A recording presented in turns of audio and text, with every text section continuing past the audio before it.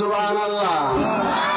বাইরে আমার শুধু তা নয়, ঈসা আলাইহিস সালাতু ওয়াস সালাম এমনি একটা সুপরামর্শ দিবেন, হাসরের ময়দানের প্রত্যেকটা মানুষগুলোকে সুপরামর্শ দিবেন।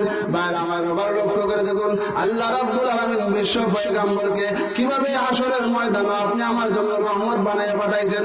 ঈসা আলাইহিস সালাতু ওয়াস সালাম বলেন, রে হাসরের ময়দানের মানুষগুলা ভালো রকম তোমরা জানিয়ে রাখো, আজকে মহা কঠিন বিপদের দিন। আমার বিশ্বাস হয়ে গেছে একমাত্র বিশ্ব পয়গম্বর মুহাম্মদ ছাড়া আর কোন নবীর সুপারিশ গ্রহণযোগ্য হবে না। সুতরাং তোমরা আর কোন নবীর কাছে যাওয়ার দরকার নাই।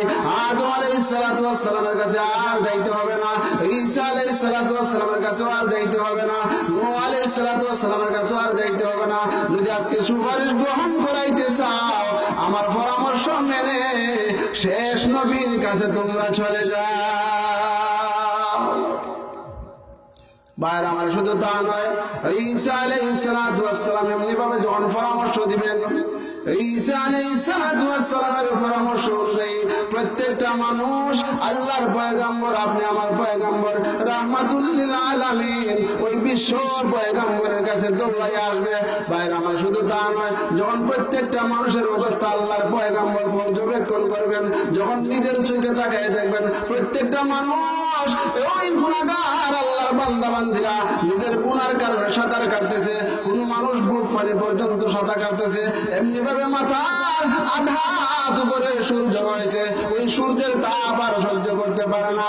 আল্লাহর পয়গম্বর যখন দেখবেন ওই মানুষগুলার অবস্থা দেখে বিশ্ব নবীর অন্তরে দয়ার সঞ্চার হয়ে যাবে।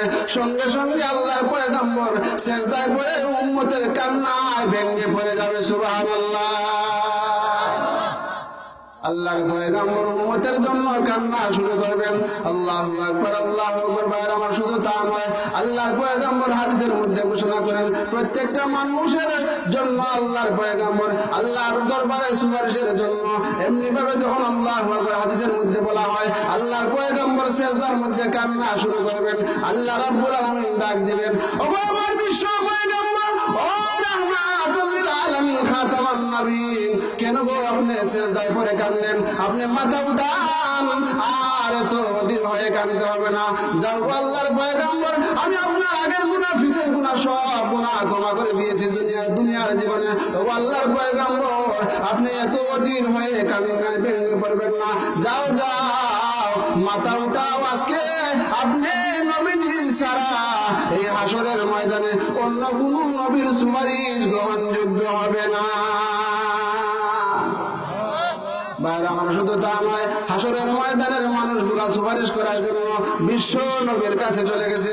ও আল্লাহর পয়গম্বর, আপনি সুপারিশ করুন, বিচারের কাজ যেন শুরু হয়ে যায়। আল্লাহর পয়গম্বর সুপারিশ করবেন, ও প্রভু, প্রভু হে, আল্লাহ হাসরের ময়দানে প্রত্যেকটা মানুষ জর্জরিত হয়ে গেছে, তাদের কষ্টের আর সীমা নাই, মেহেরবানি করে গো আল্লাহ তুমি বিচারের কাজ যখন শুরু করে দাও। বাইরে আমার শুধু তা নয়, আল্লাহর পয়গম্বর যখন সুপারিশ করবেন, আল্লাহ রাব্বুল আলামিন সঙ্গে সঙ্গে পয়গম্বরের সুপারিশ গ্রহণ করে বিচারের কাজ শুরু হয়ে যাবে। সুবহানাল্লাহ।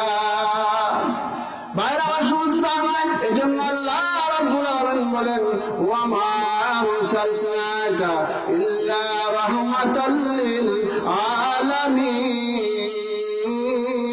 ও আল্লাহর পয়গম্বর, আপনাকে তামাম জগতের জন্য রহমত বানাইয়া পাঠাইলাম। ও বিশ্ব নবী, আপনি মাথা উঠান, আপনি মাথা উঠান, আমার কাছে কি চান, আপনি কেমন সুপারিশ চান? আল্লাহর পয়গম্বর বলেন, ও আল্লাহ, এখন বিচারের কাজ শুরু হয়ে যাক। প্রত্যেকটা মানুষ কান্না ভেঙে পড়েছে, তাদের ধৈর্যহারা হয়ে গেছে, সূর্যের তাপ আর সহ্য করতে পারবে আল্লাহর পয়গম্বর। আল্লাহর পয়গম্বর বলেন, ওই দিন বিপদের দিনে হাসরের ময়দানে আমি বিশ্ব পয়গম্বরের সুপারিশ ছাড়া আবু জেহেলের বিচারও শুরু হবে না। সুবহানাল্লাহ। আবু জেহেলের বিচার কার সুপারিশে শুরু হবে? নবীজির। আপনি আমার নবীর সুপারিশে। বাইরে আমার শুধু তা